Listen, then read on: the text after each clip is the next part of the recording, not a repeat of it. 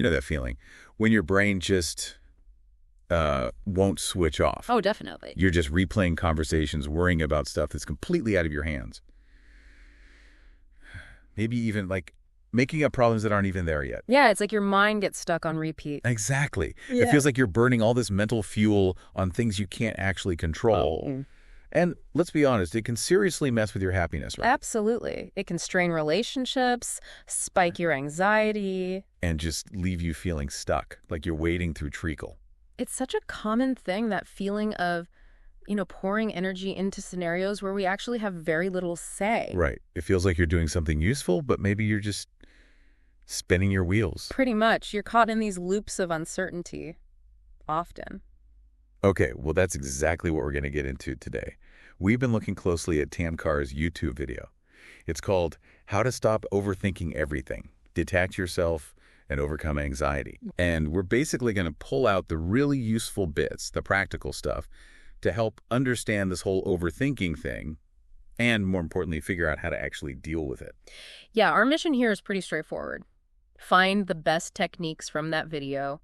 Give people some actual steps they can take to, cut down on stress and break those overthinking habits. Okay. We'll look at the roots of it, the triggers, and definitely the solutions. Perfect. So to kick things off, how does the video actually define overthinking? What is it? Well, it defines it as basically overanalyzing things, people, situations, choices, you name it. But the real kicker is spending way too much mental energy on stuff that's just beyond your control. That really hits home, doesn't it? It's almost never the things you can fix that keep you up at night. Exactly. The video gives some great examples, like constantly stressing about what your partner's really thinking, or reading way too much into someone's body language in a meeting. Right, or doubting if you studied enough, or just that general free-floating anxiety about the future. It's those unanswerable what-ifs, isn't it? They just take over. That's the core of it. And what's really interesting, kind of counterintuitive, is how we react. How so? Well, our instinct is often to grab onto the overthinking, like it's some kind of life raft in stress. But the video argues the better approach is often the exact opposite. Which is? Letting go of that need for control, actually challenging those spiraling thoughts, and building some trust in how things unfold. Huh. It's like your brain thinks it's helping, but it's actually just making a lot of noise. Precisely. It's a misinterpretation, really. And the video does mention that this kind of constant rumination, this mental churn, can be linked to bigger things like anxiety and depression. Yeah, you can see how that constant mental cycling would feed into those. Definitely. And the video points out how our brains can kind of trick us into thinking this overthinking is useful. Like we're problem solving, we're preparing for the worst. But we're not really. Often no. It creates this false sense of doing something productive. There was that example in the video with Lola and Athena, right? Before a job interview. That really showed the difference. Oh, yeah, that was a good one. So Lola is stuck in that classic loop. What if I'm not ready? What if they don't like me? What if I get the job and then fail later? It's all future-focused anxiety. Totally unproductive worries. Right. Whereas Athena, she acknowledges, okay, there's uncertainty here, but she focuses her energy where it counts, preparing thoroughly, and then, importantly, relaxing, so she's actually in a good headspace for the interview. She accepts she can't control the outcome. Only her preparation and mindset. Exactly. She does what she can, and then lets go of the rest. And the difference is huge. Lola's just draining her battery and making herself more anxious. While Athena is setting herself up for success and managing her stress levels. Yeah, the video really hammers home that the energy spent on those negative what-if spirals is just wasted. Completely. It could be used for actual prep or just looking after yourself. It really frames overthinking in that context as like self-sabotage. Which makes sense. You're mentally rehearsing failure, focusing on bad stuff that probably won't even happen. And that just chips away at your confidence and stops you from being present. Okay, now, something I found really interesting was the distinction the video made between overthinking and intuition. Because, sometimes you do have a gut feeling. That's a super important point. They're easily confused. So how does the video separate them? It describes intuition, or that gut feeling, as more of an energy shift. A feeling pops up, maybe unease, maybe a sense of yes, often for a reason. It's a signal. Okay. Overthinking, on the other hand, is that relentless mental looping. It's actively building negative stories based on worry, not necessarily a specific feeling or signal. So intuition is like a quick ping, and overthinking is like having a disaster movie on repeat in your head. That's a great way to put it, yeah. Like a gut feeling might make you pause and pay attention in a situation. Overthinking is just endlessly speculating about all the terrible possibilities without any real basis. Gotcha. So what does the video say are the common roots of this? Why do we fall into this pattern? It points to a few usual suspects. Fear is a big one, obviously. Past trauma can play a huge role. Perfectionism. Oh, yeah, the need for everything to be just right. Exactly. And also that very human need for certainty, wanting guarantees in a world that just doesn't offer them. Right. And the video is pretty firm that overthinking isn't actually helpful, even if it feels like it should be. Absolutely clear on that. Normal thinking helps us make decisions, keeps us safe. Overthinking, it's described as unproductive obsession. It doesn't improve the situation, doesn't make you feel better. It just keeps you stuck. Okay, so we've got a good handle on what it is and why it happens. Let's talk solutions. The video breaks it down, right? Yeah. Starting with overthinking, driven by fear of failure, anxiety about the future, general worry. Yeah. And the thought patterns there are usually things like, I don't think I can do this, or what if this dream never works out? Or that classic, what's the absolute worst thing that could happen? And then dwelling on that. Exactly. The video calls this a lack mindset, focusing on what's missing, what could go wrong, instead of what you have or what could go right. It's like scarcity thinking applied to your future. Pretty much. It just breeds that sense of threat and keeps the worry engine running. So if that's the problem mindset, what's the alternative the video pushes for? It's about reframing failure. Seeing it not as the end of the road, but as like a learning curve, a redirection. Okay. It encourages trusting the timing of life, letting go of needing to control every single outcome and believing that even setbacks might actually be guiding you somewhere better. Like, okay, this wasn't it. Maybe something else is. Exactly that sentiment. This wasn't meant for me this way. I'm being guided elsewhere. It's a shift from fighting reality to flowing with it. That definitely sounds less stressful. So what are the practical things the video suggests to actually do this? Okay, first up is journaling. But not just venting. It's about repeatedly asking yourself why. Digging deeper into the worry. Another work. So say you're scared of failing an exam. You ask why. Maybe the answer is, I don't feel prepared. Ask why again, because I haven't studied topic X enough. Okay, now you have a potential solution. Study topic X. So you keep drilling down until you hit the root cause, and maybe even the solution reveals itself. Exactly. Or fearing a bad impression. Why? I lack confidence. Why? Maybe it connects to past experiences. The point is to get past the surface anxiety to the core belief fueling it, like peeling an onion. I like that. The keep asking why method. What's next? Second is creating an action plan. The video has this simple framework. You have a worry. Ask, can I actually do something about this? Yes or no? Right. If it's no, the advice is to practice relinquishing control, consciously letting it go. If it's yes, then break it down. Get specific. What needs doing? How will I do it? Where? What resources do I need? This shifts you from vague, scary hypotheticals to concrete, manageable steps. That feels really empowering, turning that nervous energy into actual steps. Okay, what else? Third is living in the present. Big one. Focus on just the next 24 hours or even just the very next logical step you can take. Like the Eckhart Tolle stuff, the power of now. Exactly. It references that. The idea is trying to map out and control the entire future journey is just overwhelming. It guarantees overthinking. So break it down. Focus on the step right in front of you. Makes sense. The fourth tip is about changing your mindset, specifically telling yourself, it's not that serious. Easier said than done sometimes. True. But the idea is to frame things as like trial runs or experiments. Lower the stakes in your own mind. Can you give an example? The video uses starting a jewelry business. Instead of, this has to be a huge success, like, okay, I'm trying this out, let's see how it goes, it takes the pressure off. Right, giving yourself permission for it not to be perfect immediately. That feels lighter. It really can be. Yeah. Then, number 5 is using manifesting techniques, visualization, and affirmations. How do those help with overthinking? There are ways to actively counteract the negative thought patterns. Visualization means vividly picturing positive outcomes, feeling the success.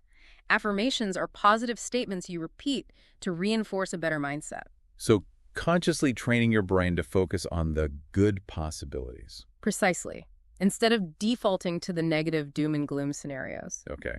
And the last tip for this category? Keeping active and busy. Now the video is clear. This is more of a quick fix, a pattern interrupt. Not a deep solution. Right. It's about distraction. surrounding yourself with other things, other stimuli to break that repetitive thought cycle.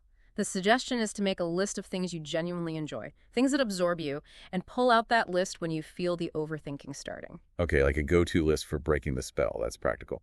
So moving on, the video also tackles overthinking around making decisions. The regret, the second guessing, getting totally stuck. Ah, yes, decision paralysis. It links this straight back to the fear of regret, being terrified of making the wrong choice. And then you just don't choose anything. Exactly, which, as the video points out, is still a choice. Not deciding is a decision, and it has consequences too. So how do we get unstuck? What are the steps here? First step, detachment. Try to zoom out, see the bigger picture. Tune into your gut feeling rather than getting lost analyzing every tiny possible future outcome. Trusting that initial sense more. Yeah, and detaching a bit from the outcome. Don't let the fear of future regret paralyze you now. Okay, what's next? Confidence. Building trust in your own judgment. The video makes a great point here. Nobody understands your life, your experiences, your needs better than you do. Even people giving advice see it through their own filter. Exactly. So ultimately, you're the best person equipped to make your own decisions. You need to build that self-trust. That's really empowering. Stop looking outside so much. Trust yourself more. Okay, third step. Changing your mindset again. Specifically, shifting from that lack or perfectionist view to one of abundance. The video pushes the idea, done is better than perfect. Don't let perfect be the enemy of good. Precisely. And also, identify the fear behind the indecision. Is it past trauma? Fear of failure? Letting people down? Acknowledge it, then actively visualize positive outcomes from making the choice. Confront the fear, then picture success. Got it. Number 4. Back to living in the present. Stop beating yourself up for past choices. Your past self did the best they could with the information and awareness they had then. Hindsight is 20/20. Dwelling on it now doesn't help. Yeah, self-compassion for your past self. That's important. Definitely. Number 5 is having faith. This tackles that fear of uncertainty head on. Try to get comfortable with not knowing everything. Embrace the unknown a bit. Yeah. Instead of only fearing what could go wrong, allow for the possibility that wonderful, unexpected things could come from your decision too. Openness to possibility. Shifting from fear to hopeful anticipation, like that. And the final step for decision paralysis. Just like with general worry, it's the action plan. Stop the endless mental debate about the choice itself. Once you make a decision, channel that energy into planning the next steps. Like the example of moving somewhere new and fearing loneliness. Exactly. Instead of endlessly debating if you should move, make the decision, then make an action plan for how you'll meet people once you're there. Mind maps, lists, whatever works. So move from abstract worry to concrete action after the decision. Okay. Final big category the video covers. Overthinking about other people, relationships, self-doubt. The stuff that leads to self-sabotage. Yeah, this is where we invent narratives about what others think or feel and then act on those assumptions, often damaging the relationship. Getting anxious, pulling away, maybe even getting accusatory based on nothing real. Exactly, all fueled by unfounded fears. So what are the steps here? Number 1, maybe the most crucial. Communicate. Just talk. Openly, honestly. Sounds simple, but It cuts through so much assumption and misunderstanding. It directly addresses the fears, clarifies things, and actually strengthens the relationship. and if the other person isn't willing to communicate? Well, the video suggests that might be a sign of a bigger issue in the relationship itself. Healthy relationships need communication. Good point. Communication as the direct antidote. Okay, what's step 2? Use fear as your guide, but productively. Instead of letting it pull you into worry spirals, channel that energy into making a pros and cons list. For the situation or the person? Yeah. Objectively evaluate. Is this situation or this person's behavior actually worth this level of stress? It mentions the 5-year rule. If it won't matter in 5 years, don't spend more than 5 minutes stressing. Something like that. It puts things in perspective. Is this worry proportionate to the actual issue? Okay, using logic to counter the emotional spiral. Step 3. Again, living in the present, especially regarding past relationships. Stop dwelling on what was or who was. That's not your reality now. It's easy to get stuck there, though. It is. But the advice is to consciously shift focus. What can you do right now to feel better? Call a friend, read a book, go for a walk. Focus on your current well-being. Don't let ghosts from the past steal your present happiness. Yeah. Got it. Next. Practice self-validation.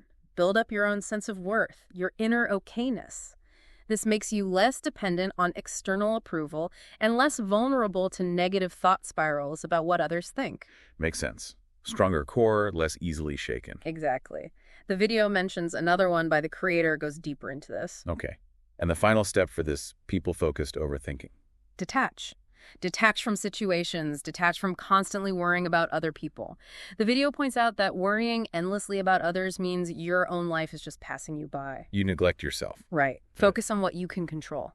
You, your actions, your choices, your life. Again, it references another video specifically on detachment. So healthy boundaries and focusing your energy where it actually makes a difference on yourself. That's the essence of it. And the video wraps up with some affirmations, too, designed to kind of short-circuit those negative loops. Wow, okay. So pulling this all together, it really feels like, yeah, overthinking is super common, almost universal maybe. Seems like it.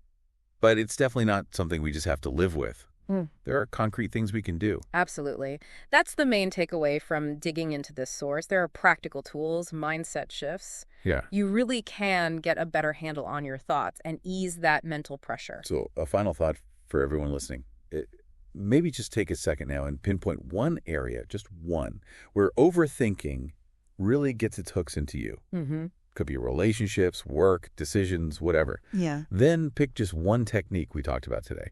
Maybe it's the ask why journaling, maybe making a mini action plan, maybe just trying that it's not that serious reframe. Just one small experiment. Exactly. Try it out for a few days, see what happens, notice how it feels.